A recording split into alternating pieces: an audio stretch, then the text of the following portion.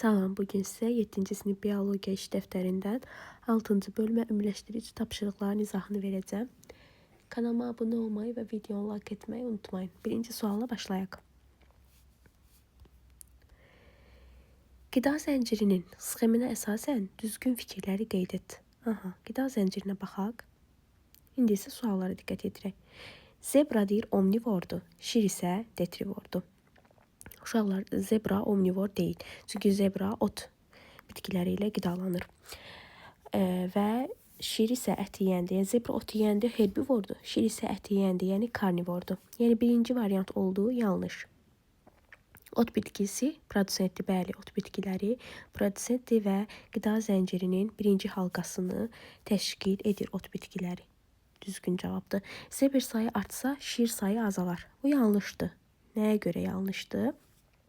Çünki əksinə zebranın sayı artsa, şirlər üçün daha çox yemək olar. Çünki zebra şirin qidasını təşkil edir və şir sayı onda artar.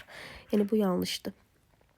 Şir karnivordur. Bəli, doğrudur. Çünki şir heyvan mənşəli qida ilə qidalanır. Ona görə də burada doğru variantdır. Redusentlər yalnız konsumentlərlə qidalanır. Bu da doğrudur. Çünki redusentlər ölmüş orqanizmləri parçalayır. Bu da doğru oldu. İkinci suala diqqət yetirək. Aşağıda xüsusiyyətləri verilmiş canlıları ekoloji piramidanın uyğun hissələrinə yaz. Eyni ekosistemdə yaşayan canlılardan. K yalnız bitkilərlə qidalanır. L ikinci konsumentdir. M qida zəncirindəki bütün canlılarla əlaqəli olduğu üçün qida zəncirinin hər bir halqasından sonra yerləşə bilər.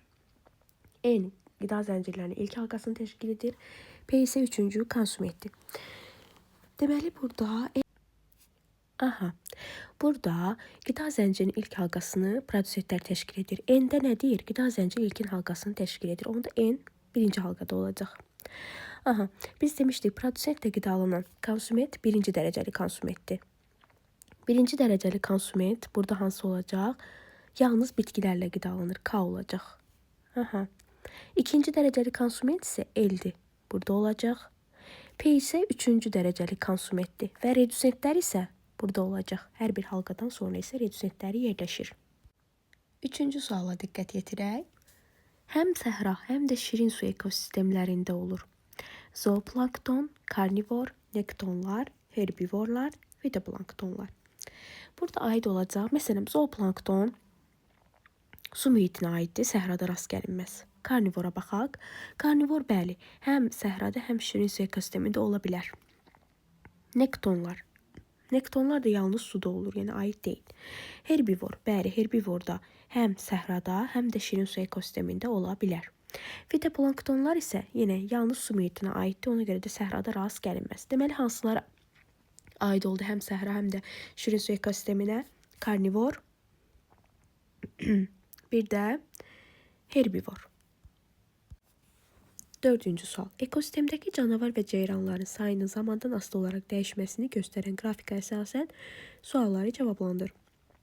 A variantı 2011-2016-cı illər arasında canavarların sayı necə dəyişmişdir? Cavabını əsaslandır. 2011 və neçə deyir? 2016 arasında. Canavarın sayı, baxın, belə bir yüksəliş var burada. 2011-2016-cı illər arasında canavarların sayı artmışdır.